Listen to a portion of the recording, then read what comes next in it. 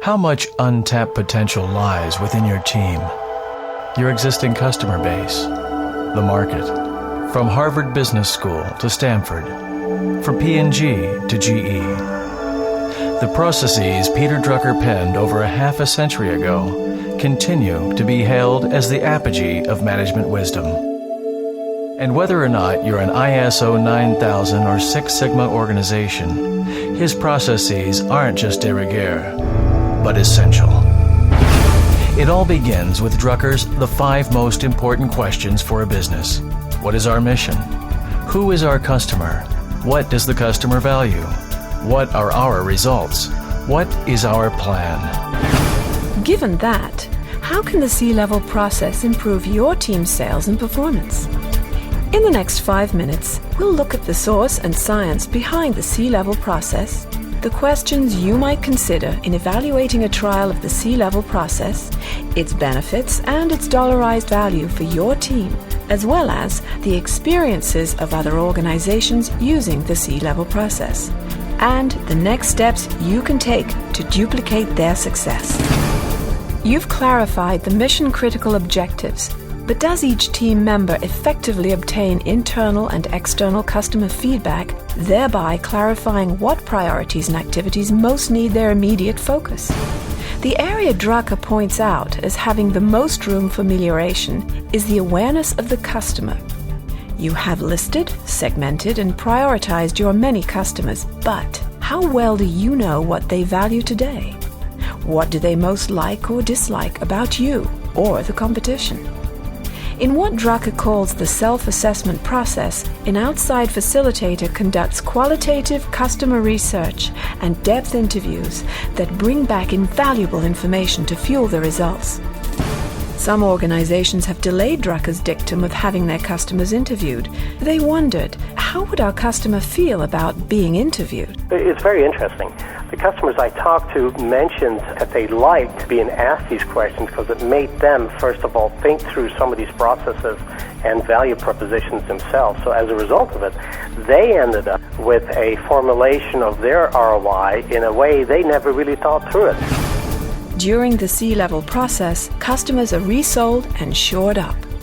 The question is, shouldn't your sales or service teams, or even your executives, be asking these questions?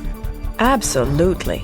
But are there issues that customers would share with an outsider that they'd never share with a member of the team? They really like the fact that an independent organization asked them those questions, and I think this has been one of the problems. We may have asked them in the past, but in spite of the fact that we have a good relationship with them, we never had the credibility internally to truly get them to open up and objectively answer the questions, because they always saw us as salespeople, so they were always reluctant to share with us information unlike you received from them. I'm a strong believer in Harry Beckwith's advice in Selling the Invisible. It says you've got to listen to your customer, not just with your ears, but with a third party so that you get the objective insights.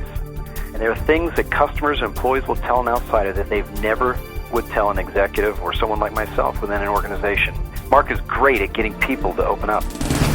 The feedback you guys gave us on exactly what the customer said, you can't do that any other way other than having a third party do it.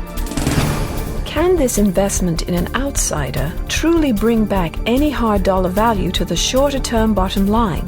Or is the return soft and long term only? By surveying our clients and prospects, not only were we able to reduce the sales cycle, but we were absolutely able to increase sales 15-20% over a 30-day period. 11 of the Fortune 50 that you guys interviewed use our technology as a solution to train and communicate with their employees. The value really came in the validation of the incredible ROIs and how we then use that information in future sales processes, proposal development, positioning in the marketplace, how we basically manage our customer relationships. We brought back a detailed report that had insights from dozens of customers. Over 50 sales managers and the top 5% of the salespeople were involved. I mean, we're talking quality information that was used to help uncover and quantify that there was literally $150 million plus of untapped incremental sales within our existing customers. We just did an excellent job. What would it be worth to you to know exactly what it would take to sell your customers on additional services or products, what they like most or least about your sales team, process, and service, what they like and don't like about the competition, or what will cause customers to leave if you change or do not. Bottom line, what could your team do with this information in the next quarter or over the next 3 years? As a result of listening even more closely to your customer, could you still further improve your sales process? We need to change the way we sell and the way we do business, and the ROI information we got from our customers through you allowed us to tweak the way we sell, and it helped us validate the contact points, the value propositions, and the way we actually need to pursue our customers. How effectively are the top echelon sales performers sharing their best practices with the rest of the team? Do they have the time to compile, clarify, and communicate their best practices? What would it be worth for those best practices to be shared and duplicated throughout your sales team? Drucker emphasizes that this must be a continuous process of crystallizing knowledge into action, not a one-time event. You guys are absolutely the best. I've used you twice now, and will continue to use you with every new project that comes around.